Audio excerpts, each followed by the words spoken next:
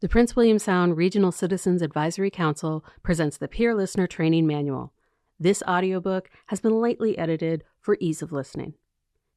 Introduction.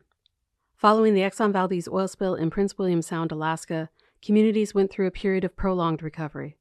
Along with economic and environmental recovery, it became apparent that the region needed a neighbor-to-neighbor support system to help community members heal and recover. So, in the late 90s, the Prince William Sound Regional Citizens Advisory Council worked with Dr. Stephen Picou, an expert in the field of disaster and mental health, to develop a peer listener training program.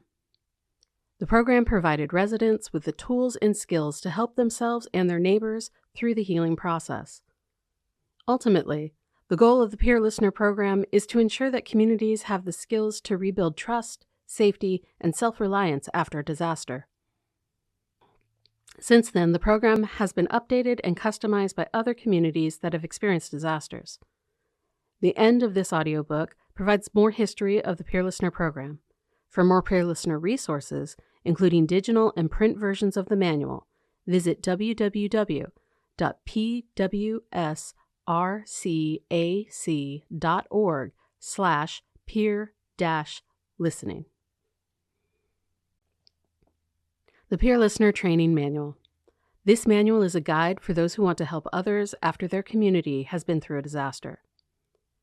The goal is to teach you to be a better active listener so you can help your friends, family, and neighbors heal emotionally. So what are peer listeners? Peer listeners are friends and neighbors who have been through the same disaster and have learned how to actively listen. They can informally support others who want to share their thoughts, feelings, and experiences without judgment. Peer listeners are not counselors, therapists, or social workers. Instead of offering professional services, peer listeners help by being good, active, and compassionate listeners. Remember that part of being a peer is having gone through the same experience. This means that you are going through the healing process too. Peer listening is volunteer work that you do as you are able. Only you will know how much time and energy you can give while still taking care of yourself. It is important that you have enough time to listen without feeling rushed. It is equally important that you are prepared to seek help when the problems you encounter are overwhelming. Talking with someone who truly knows a community, like a peer listener, can help people feel understood and cared for. By combining shared experience, special training and listening skills, and connection to the community, peer listeners can support friends and neighbors throughout the long-term process of recovery from a disaster. Research on rural communities and disaster effects has shown that many people affected by disasters are reluctant to use formal mental health services. As we will discuss in Section 1, this is even more true when the disaster is human-caused. These disasters have lasting impacts on emotional and social well-being of communities. Additionally, some communities may not have formal mental health services. If they are available, providers may be overwhelmed if the disaster is widespread or may not be available long-term. This is where peer listening can benefit a community.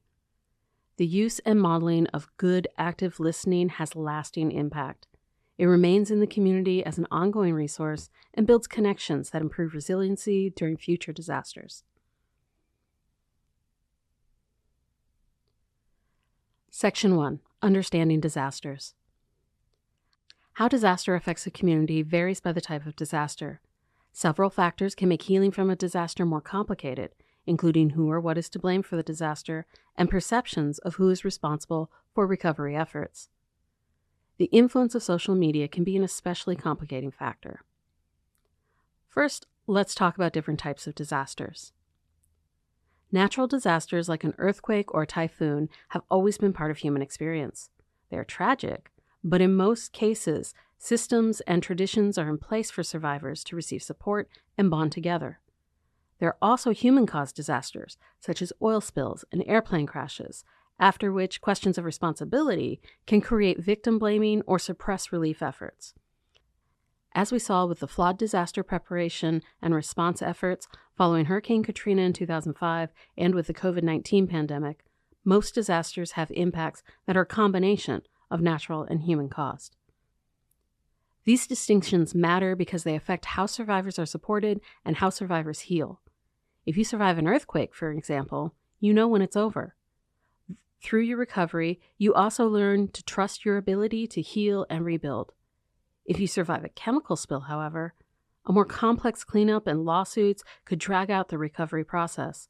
Long-term effects could take years to surface.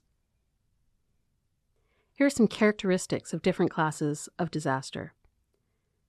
In thinking about technological or human-caused disasters, there's some non-toxic examples, such as terrorism, airplane crash, dam collapse, train derailing, riot, power outages.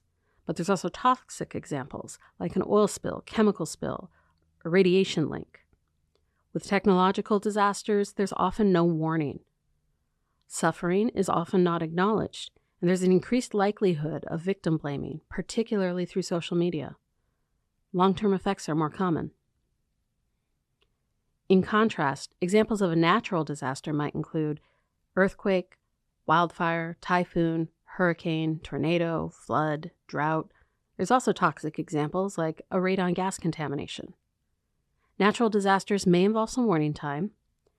Usually there's a positive community response in the aftermath, with community bonding through the efforts to rebuild. Primarily, people who go through natural disasters experience short-term psychological effects. Question to consider: why are human-caused disasters harder to recover from? Consider media and social media. News media and social media often present either complicated or oversimplified versions of disaster stories that effectively deny victims suffering or accuse them of trying to make money off the tragedy. Media-generated stories can divide a community and make it harder for neighbors to trust one another. Remote strangers may have lots of opinions, but as their opinions are not informed by post-disaster realities on the ground, they often negatively affect recovery work like rebuilding, or how individuals in disaster-hit communities heal mentally and emotionally. Following a disaster, peer listeners help by listening, not judging. Your community can rebuild socially when everyone feels safe sharing the complicated realities with each other, regardless of all the outside opinions. So now that we've looked at types of disasters, let's review the general phases of recovery. Post-disaster healing follows a common pattern. Immediately effective actions like rescues and emergency supplies allow people to take decisive action and demonstrate clear support for one another. This creates an early sense of relief, which is called the heroic phase. In the heroic phase, people tend to feel a sense of control and trust that others are looking out for them. This shared goodwill leads to the next phase, which is the honeymoon phase. In this phase, communities come together to address immediate needs. Neighbors may bond over feelings of gratitude for support that has already been provided or promised. Eventually, the realities of long-term effects and the limitations of external support settle in, and the disillusionment phase begins. At this time, anger and blame are common, and serious emotional problems are likely to arise. Promised support may not arrive, and provided support may not be enough. In a technological disaster, this is the phase when blame and accountability become a focus, both within the community and on social media. The stress and ill will of the disillusionment phase will gradually decrease as communities start to rebuild, but a significant emotional dip commonly occurs at the anniversary of the event. Finally, the process of rebuilding starts to have its own emotional impacts. In this reconstruction phase, communities can work through grief and make real progress. There are always setbacks, and anniversaries of the event will likely remain difficult, but with enough support, most communities will recover. Formal and informal sources of support. The exceptional needs that follow a disaster can often be addressed through both pre-existing and temporary formal sources of support. Types of formal support include relief, such as temporary shelter, food, and financial support; rebuilding efforts such as construction, utility repair, and economic investment; medical personnel such as doctors and nurses who diagnose and treat physical health needs; clinical social workers and therapists who diagnose and treat mental health needs; direct service social workers and case managers who coordinate services and meet social, economic, physical, and emotional needs; community health workers who promote prevention and screen to see if individuals qualify for other services; behavioral health aides and peer support specialists who provide personal and cultural insights into the treatment and services provided by medical personnel, social workers, therapists, and caseworkers. There is also a need for informal sources of support. For various reasons, disaster survivors do not always seek formal sources of support when they are available. Additionally, in rural communities, formal support services are often very limited, may not be as accessible or even available, and may be overburdened. Finally, mental and emotional healing requires community support. Outsiders can only help with the basics. In combination, these factors explain the need for more informal sources of support, including peer listening. Section 2. Building peer listening skills. The term peer listening emphasizes the importance of listening over counseling or giving advice. Peer listening is an active form of listening. Listeners use empathy and caring to reflect the thoughts and feelings of the speaker back to them. In the process, the speaker hears themselves more clearly and in doing so discovers both their strengths and their needs. When you listen effectively as a peer listener, you allow the speaker to develop their own solution for their problem. Communicating our feelings to others is important to the process of coping and healing from any crisis situation. As you learn to listen actively and help your peers through this process, you will create important links in your community. These links build a stronger community that supports the healing process. What peer listeners do: listen to someone's story to help them process the situation, learn communication skills, provide information about community resources, assure confidentiality and trust, model healthy relationships, respect emotions and try to understand them, encourage self-advocacy and decision-making, recognize the additional stress and unique needs of disaster survivors, encourage seeking additional help if needed. Here are some communication tips. 1. Stop talking. You can't listen while you're talking. 2. Get rid of distractions. Avoid fidgeting with things such as your cell phone. Get away from unnecessary noise such as TV or radio. Make your surroundings as free of distractions as possible. 3. Be interested and show it. Genuine concern and a lively curiosity encourage others to speak freely. Interest also sharpens your attention and builds on itself. 4. Tune in to the other person. Try to understand their viewpoint, assumptions, and needs, and how all three fit into their beliefs. 5. Concentrate on the message. Focus your attention on the speaker's ideas and feelings related to the crisis. Listen to how they say what they say.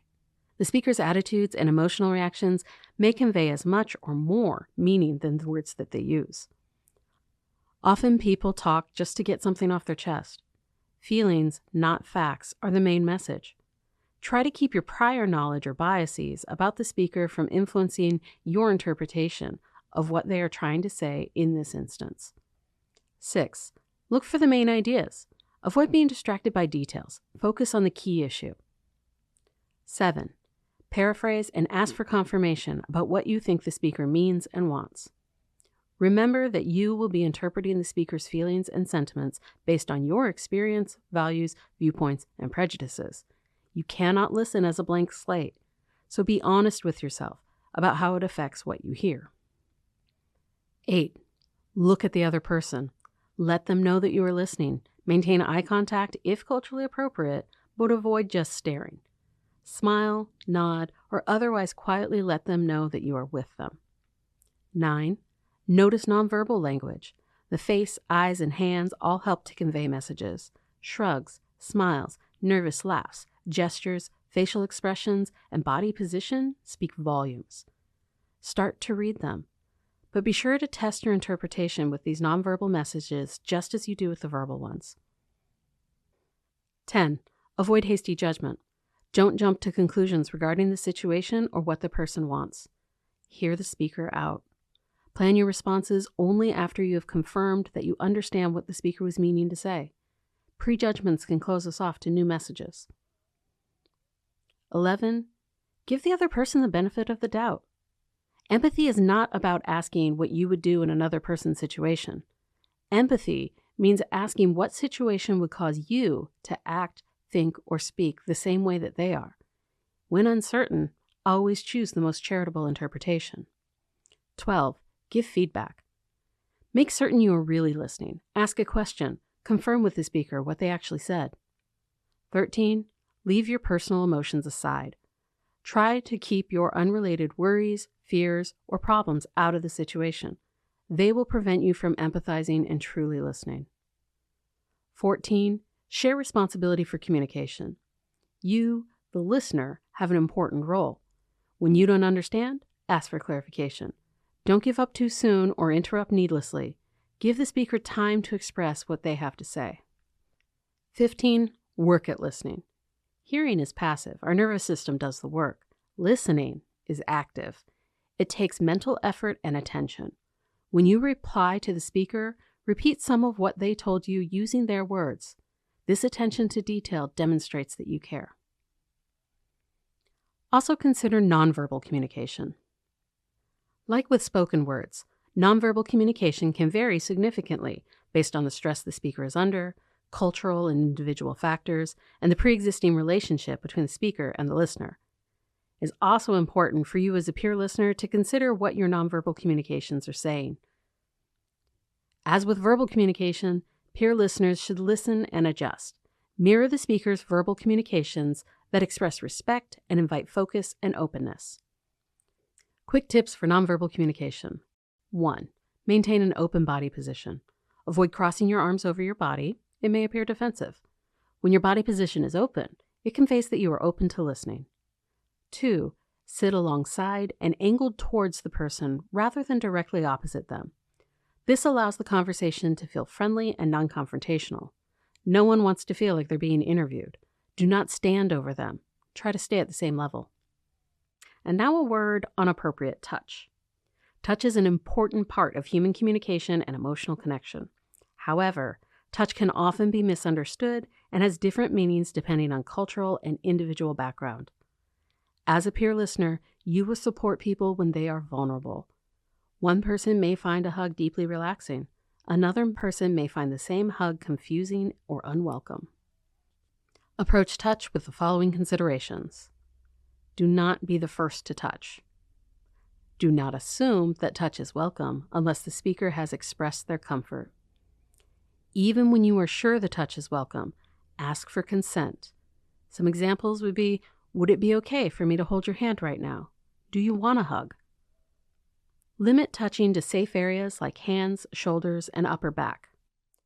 Do not touch in a way that might be mistaken as romantic or sexual, such as a shoulder rub or touching someone's leg. Be clear that your touching is an offer of comfort and support. Consider also cultural humility. We can support each other in how to do things, but culture is often where each of us finds our why. Each culture's values, customs, traditions, and natural support networks help survivors build resiliency and find meaning. Cultural differences aren't always visible or obvious, and may have long histories. Some differences between cultures are associated with loss, shame, and historical trauma. Every community consists of people from lots of different cultural backgrounds. We should not expect ourselves to know about the specific cultural experience of every individual in our community.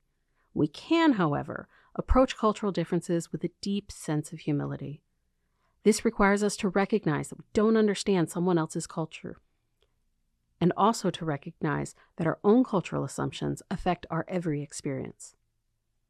Cultural humility is particularly important if you're part of the dominant culture and have been taught that your culture is more normal or more important than other cultures. Historically, colonialism has served to erase or shame Alaska Native and American Indian culture, and to replace the culture of other colonized groups. Acknowledging this history and being mindful of it as a peer listener is a key component of cultural humility. We'll talk a little bit more about historical trauma in Section 3. Here's some questions to consider. What are some ways that your culture helps you to heal? What are some aspects of your culture that someone else might find strange? What biases might you have due to your own cultural background? And how could keeping them in mind make you a better peer listener? Now let's consider common response styles. We use many different response styles in everyday conversation, but as a peer listener, you play a specific role in support of the other person. Peer listening conversations are not as two-sided as typical social interactions tend to be. One common response style is supporting and reassuring responses. As a peer listener, be intentional about your responses by using supporting and reassuring responses, which indicates your support and concern for the speaker's feelings. General rule, allow for emotional release, but be careful not to commit yourself or the speaker to any specific position or course of action that comes up during an emotional moment. Demonstrate your concern and support. Prompt the speaker to continue or elaborate. Validate a speaker's emotions. Remain attentive. Limit the number of questions you ask. Allow for attentive silence. When you're supporting and reassuring, don't give false assurances, offer opinions, feed into negative thinking or decisions, agree so readily that you sound critical or sarcastic, interrupt, or make it about you. Questions to consider. What are some phrases you might use to express support? What are some phrases you've heard or used in attempts to be supportive that were not particularly helpful? Another set of common responses are understanding and paraphrasing responses. These responses demonstrate a peer listener's desire to understand a speaker's thoughts and feelings. Paraphrase what the speaker has said in your own words. General rule, a peer listener can use understanding and paraphrasing responses frequently as they demonstrate engagement and offer the speaker a chance to clarify or reconsider. Paraphrase to seek clarification. Reflect the speaker's ideas in a way that allows them to change their mind. Ask open-ended questions. Demonstrate that you are trying to understand. When using understanding and paraphrasing responses, don't agree or disagree. Don't ask the speaker to commit to a position. Don't ask questions that can be answered with only yes or no. Don't use loaded questions that imply judgment. And don't question the speaker's reasoning or motivations. Questions to consider. What are some phrases you might use to express understanding? What are phrases you've heard or used in attempts to understand or paraphrase that are not helpful? Recognizing and interpreting responses offer insights into feelings and behaviors. A listener can use them to point out potentially hidden connections between a speaker's thoughts and feelings, or between different subjects. When listening, you can use this response style to encourage the speaker to explore their thoughts and feelings.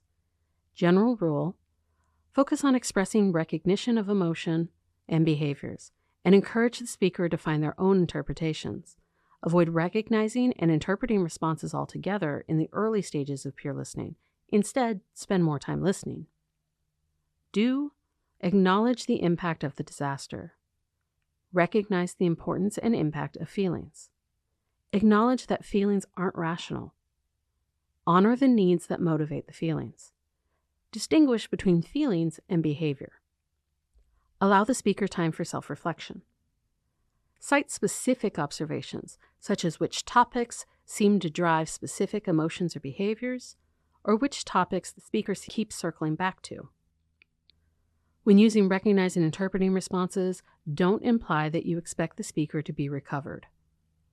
Don't try and control or redirect the speaker's feelings.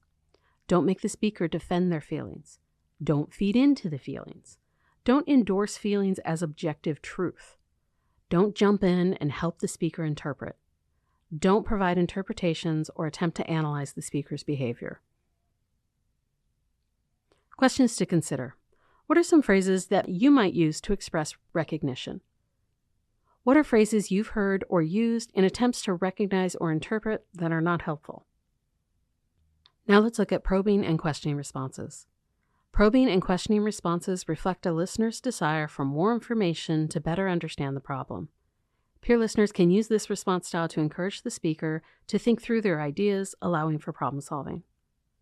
As a general rule, use probing and questioning responses to help the speaker explore, but be careful not to advise. Empower the speaker to problem solve. Encourage thinking out loud. Allow the speaker to explore multiple options and discuss available resources. When using probing and questioning responses, don't do the speaker's thinking for them. Don't eliminate options. Don't focus on a decision. Don't make generalizations about what is possible or easy. Don't assume there is a correct answer. Questions to consider. What are some phrases you might use to express probing? What are phrases you've heard or used in attempts to probe or question that are not helpful? Finally, evaluating and advising responses. Evaluating and advising responses involve judgments on the speaker's problems or contain advice and imply what the speaker ought to do. As a general rule, while you may use these responses in your everyday relationships, they don't serve the purposes of peer listening. Avoid evaluating and advising responses altogether in the early stages of peer listening and use only with extreme caution later on.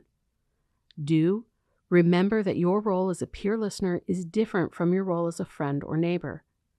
You may need to use this response style if you are concerned for someone's safety. Section 4 will explain how to direct people to additional resources. While using evaluating and advising responses, don't position yourself as an expert or advisor. Don't push someone to seek formal support if they are not coming to that conclusion for themselves, unless you are concerned for someone's safety. Consider these responses and phrases to avoid. As a peer listener, be aware that some commonly used phrases are far less helpful in crisis situations than they appear on the surface. Don't use, "I know what you mean." Why? Each person's experience is unique, and while it's a peer listener's role to empathize, it's important to let the speaker have their own experience. Sometimes, talking about yourself can introduce an element of competition into the conversation and cause the speaker to feel like they must fight to have their own experience recognized. Try instead to use understanding and paraphrasing response style we discussed earlier. Share back what you hear them saying and ask if you're understanding correctly. Try this phrase. "It sounds like you've been feeling sad. Is that right?" Another don't use is phrases like, "Everything will be all right," or "It's God's plan." Why shouldn't we use these? Because pain and fear are real feelings. These phrases can minimize those feelings and sometimes cause the speaker to feel shame for sharing them. Instead, this is a good opportunity to use those supporting and reassuring responses. Let them know their feelings are a normal response to what they've experienced. Use a phrase like, "That sounds really hard. I'm glad you're sharing this with me." Another phrase not to use is anything that starts with "you should." Why? Because as a peer listener, your focus is to listen and empower, not direct or rescue. Try instead to use those probing and questioning skills. Until they start talking about next steps, just listen. When they're ready, ask them about their plans and help them remember their strengths. You could say something like, "Do you know what you're going to do next?" Or, "What options do you see from here?" Don't ever use the phrase "calm down." Why? Even if calming down would help, telling someone in crisis to calm down rarely has the intended effect. Usually, when we are tempted to tell someone to calm down, we are thinking about our own comfort instead of their need.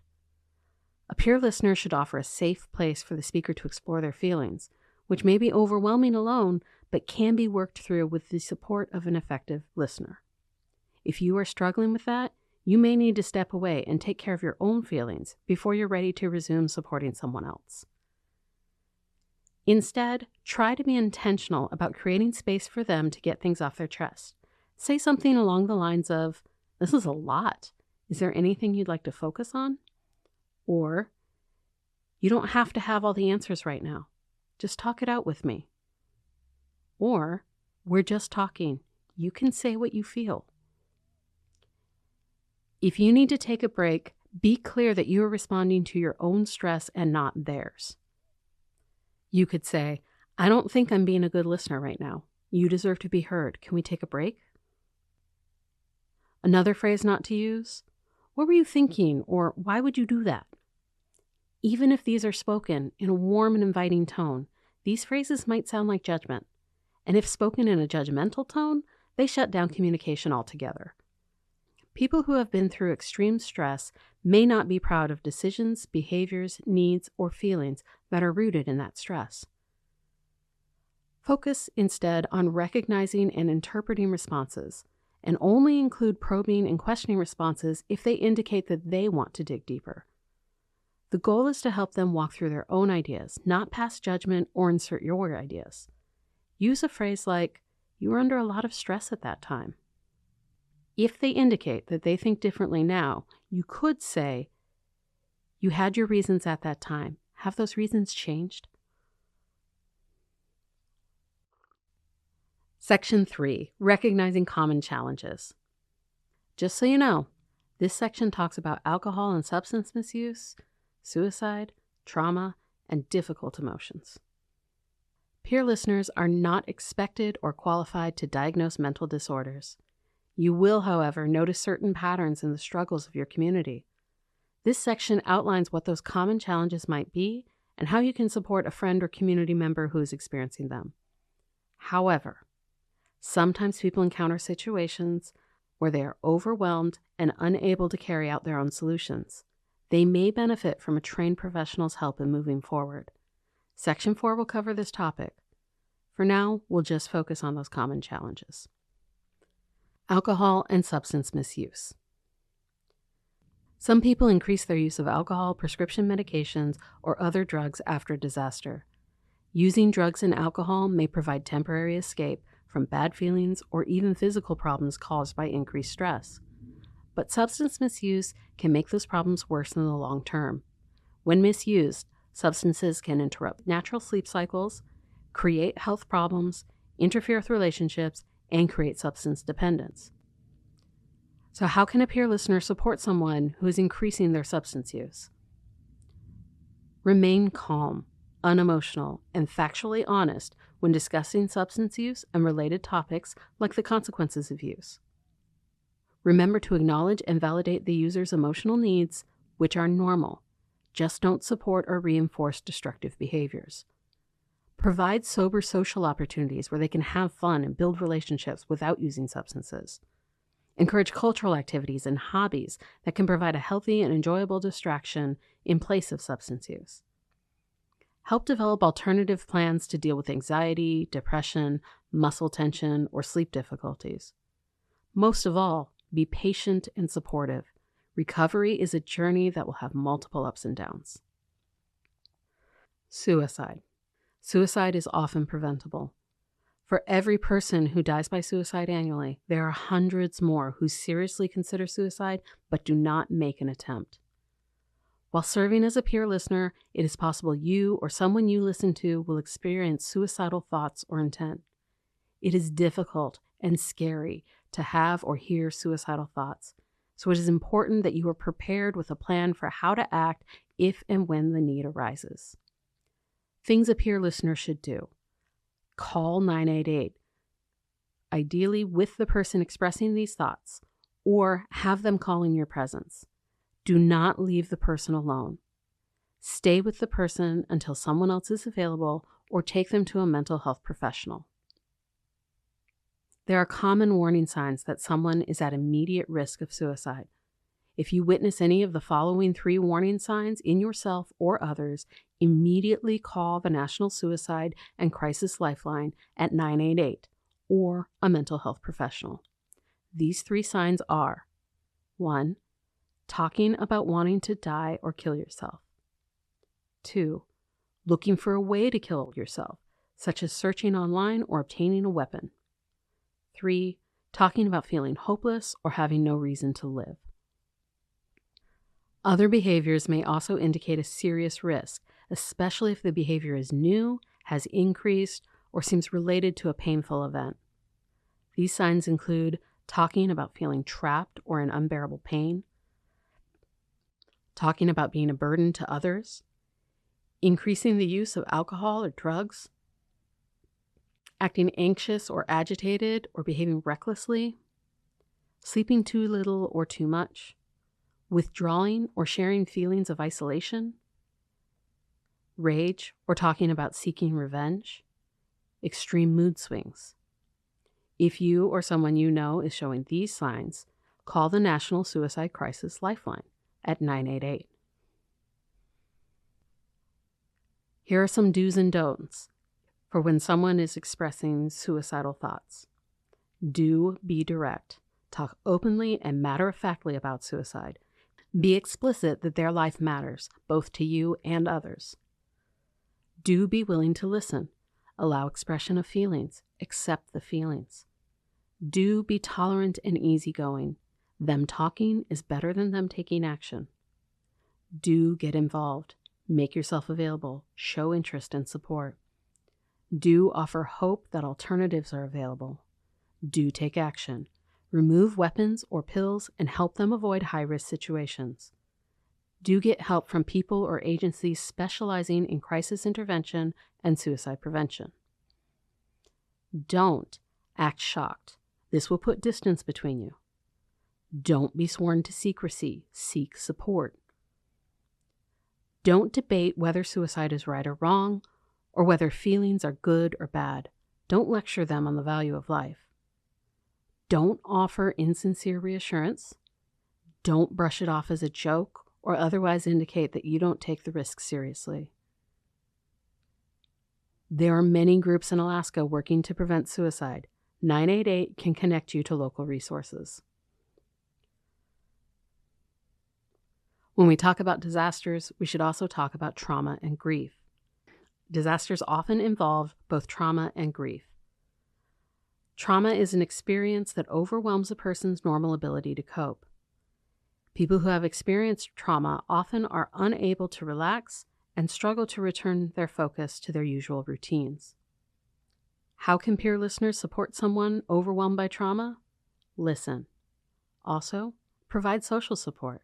Face-to-face support is crucial to helping them rebuild their sense of safety. Anticipate triggers.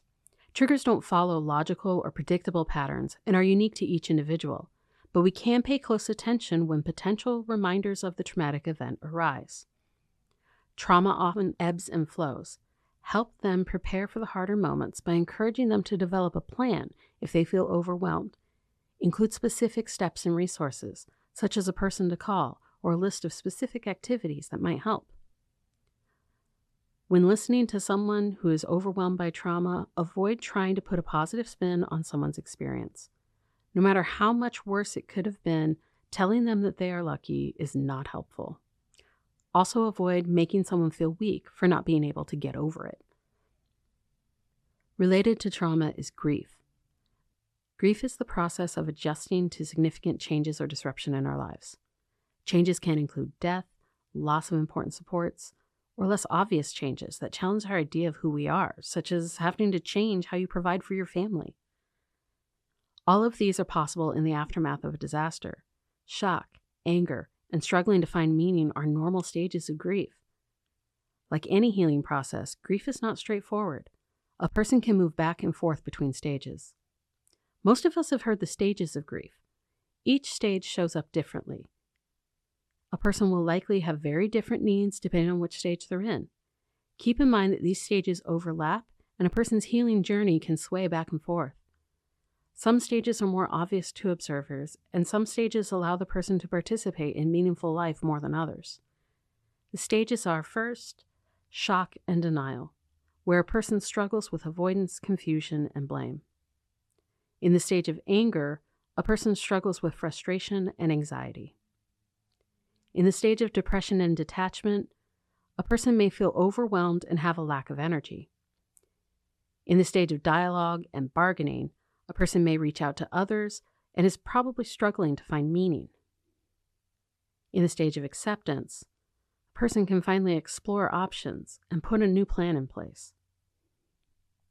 Another common struggle is anger. Anger is one of the most common emotional reactions following a disaster and may be a shared experience by those affected.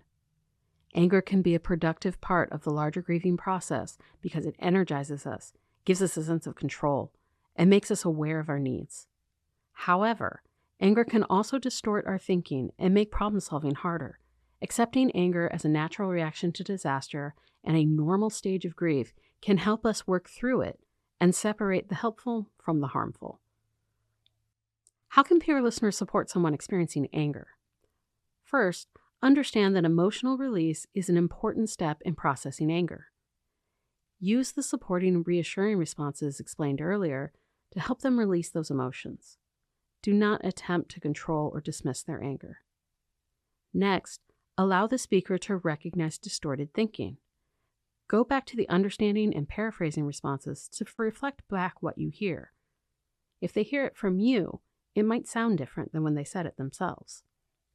Finally, learn what the anger is teaching. Use recognizing responses to help the speaker find the needs behind the anger. Do not impose your own interpretations. Do not imply guilt or blame. After disasters, people often experience sadness. Clearly, everyone occasionally feels sad, but it's usually a fleeting emotion. If you are supporting someone who experiences sadness and you worry that they aren't able to manage, offer information on how to contact a professional. How can a peer listener support someone experiencing sadness? Be proactive. They may not feel worthy of your time and energy. Take the first step by offering to talk with them. Don't claim to understand. You may understand your own experience of sadness, but give them space to have a unique experience. Accept that sadness is part of their life. Let them know you accept and support them on the down days, not just when they're feeling better. Lend a hand. Offering to help with everyday tasks can remind them that there's no shame in asking for help. Give the gift of your time. It's normal for people to isolate themselves when they're sad. Just showing up and spending time can remind them that they don't have to be alone. Build a network of support. Encourage them to reach out to friends, family, faith communities, and support groups to ensure that you're not their only source of support. Let a professional know if you are concerned about their safety. In the aftermath of disaster, there's a specific kind of grief that is more common. This is sometimes called ambiguous loss or unresolved grief. In its simplest sense, ambiguous loss refers to loss without closure. Maybe you don't know what happened, or you're having trouble describing what exactly you lost. In the wake of a disaster, ambiguous loss can occur due to missing loved ones, disrupted relationships and community, or a lingering sense of loss over our previous lives. How can a peer listener support someone experiencing ambiguous loss? Never push for false closure. Try to create a sense of stability in relationships. Try to facilitate their sense of control in their own lives. Encourage optimism while acknowledging negative aspects. Suggest that helping others might help develop personal, family, and community pride.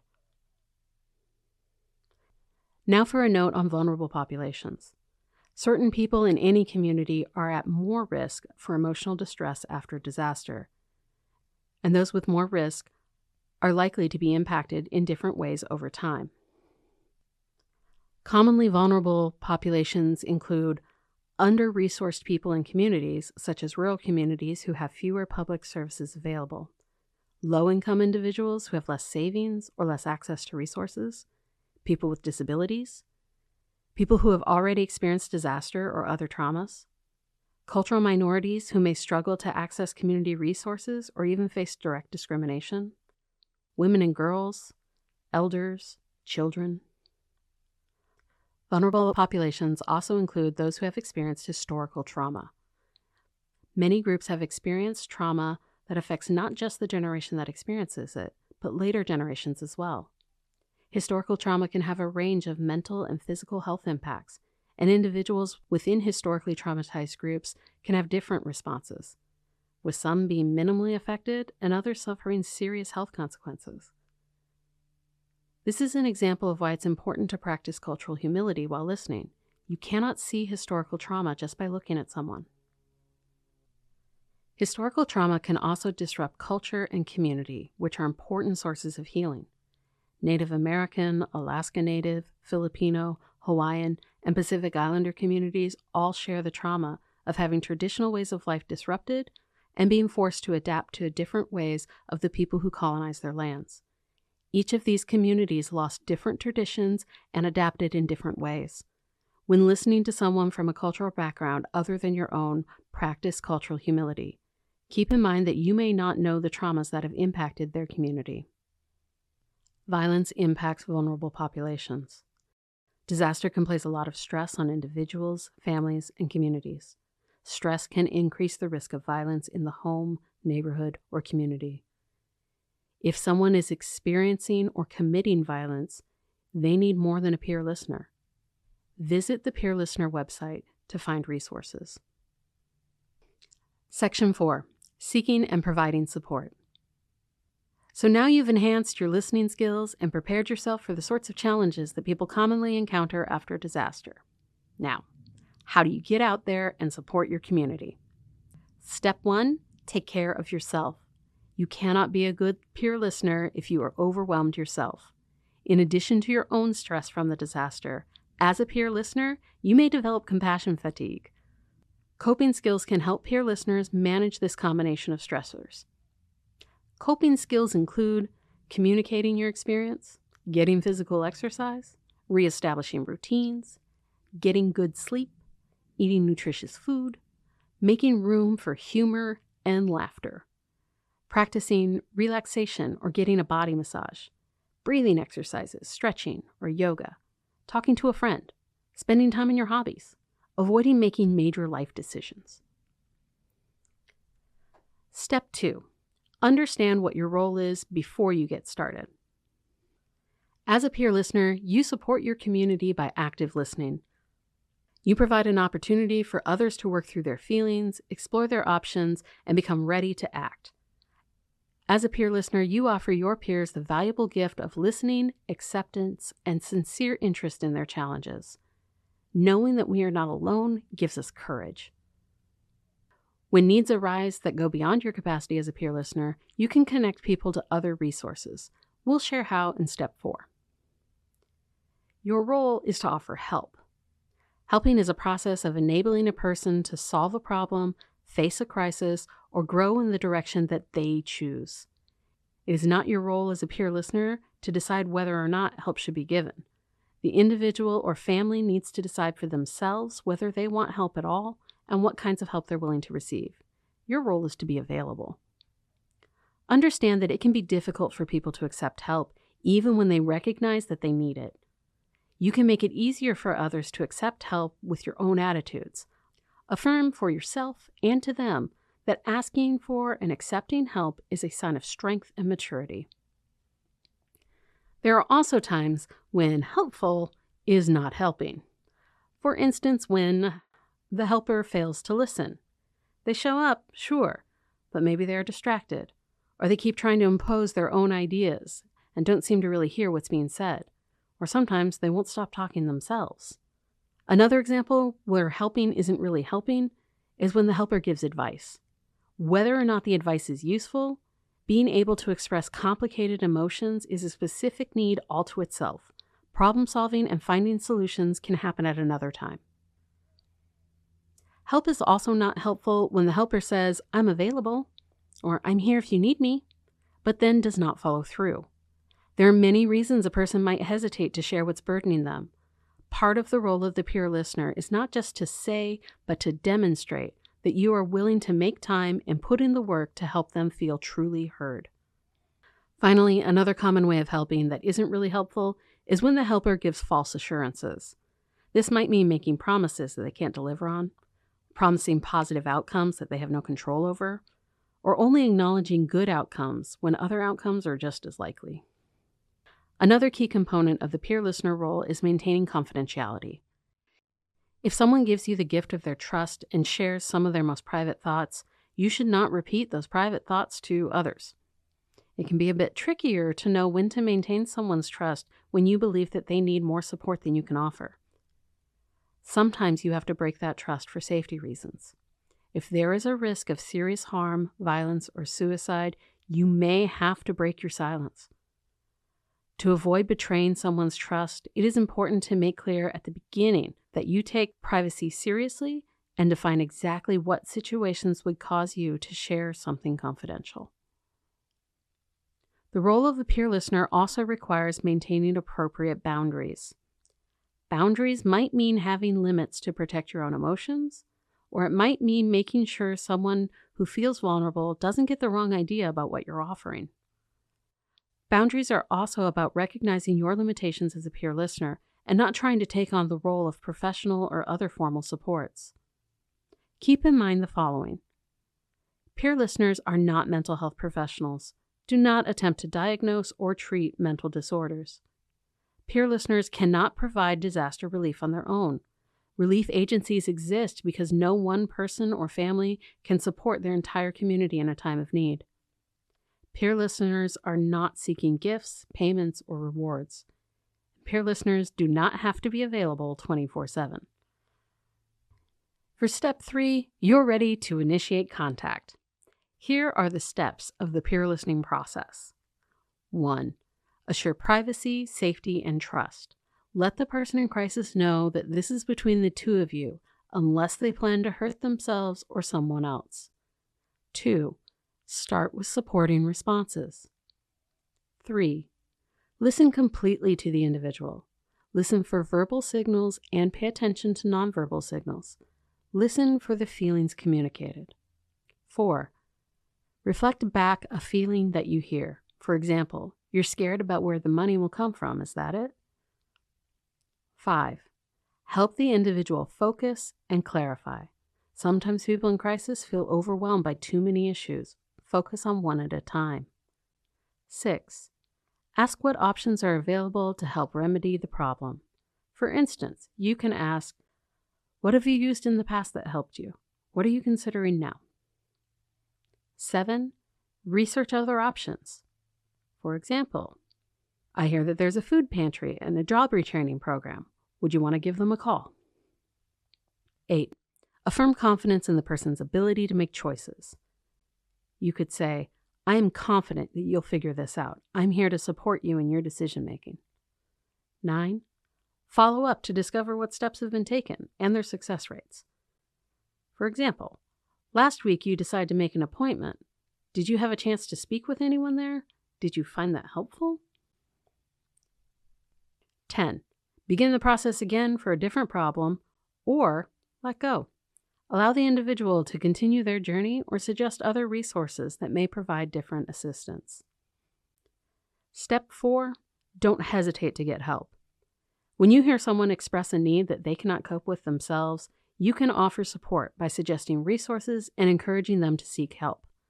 This may be professional help, such as legal, financial, emotional, or spiritual, or perhaps a support group.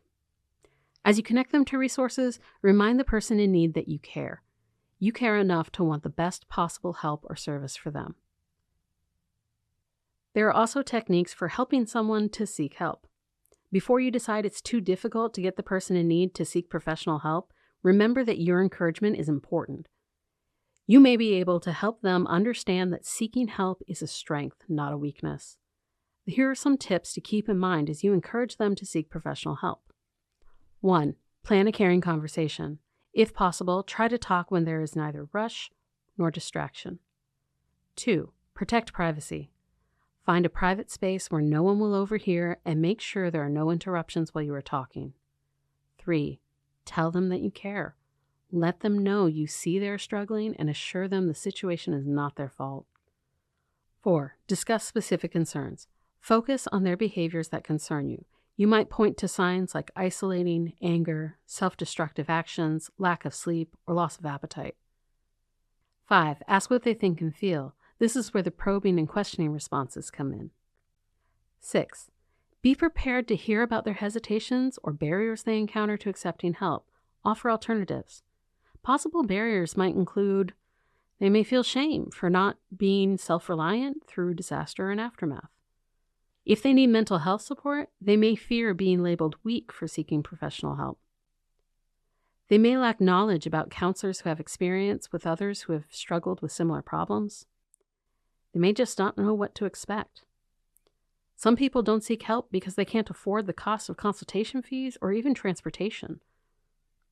They may be reluctant to face their fears, anxiety, and vulnerability when confronting a problem and accepting counseling to change the problem. 7. Express your willingness to help them find assistance, and then follow through. 8. Emphasize the benefits. For example, professional assistance may help them become more independent and in control of their own lives. It may also help reduce the overwhelming emotions that keep them from doing the things that they want to do. 9. Continue to be supportive and keep showing up. 10. Encourage them to join a support group. These groups are usually organized by and open to people who have the same experiences. Conclusion. This manual has presented information on how to be a peer listener and help rebuild communities following a disaster. A peer listener is not a replacement for formal supports. Instead, a peer listener is someone who cares and demonstrates that caring. Peer listeners fill the important role of supporting the emotional needs of their community by listening. When people feel heard and cared for, they can start to rebuild their lives and trust in the future. When life feels out of control, having someone actively listen can lead to healing. Thank you for listening. We hope that this audiobook has helped you gain the skills, confidence, and motivation to step in when friends, family, and neighbors are in need. Credits. This audio production of the Peer Listener Training Manual was produced by the Prince William Sound Regional Citizens Advisory Council. For a digital version of this audiobook that includes links to Alaska-based resources and references used to develop the manual, visit www.pwsrcac.org/peer-listening. The original training manual was developed in consultation with Dr. Steve Picou in 1999 and updated in 2004. The original manual was used by the Mississippi-Alabama Sea Grant Consortium, which then updated and customized the content to help residents deal with BP's 2010 Deepwater Horizon disaster, and again in 2020 for the COVID-19 pandemic. Find out more about their program and manual at www.masgc.org/peer-listening/training. This 2023 edition builds on the original manual and the Mississippi-Alabama Sea Grant Consortium version and was revised by Agnew Beck Consulting to reflect current understanding of peer-to-peer support and listening. 2025 recording by Agnew Beck.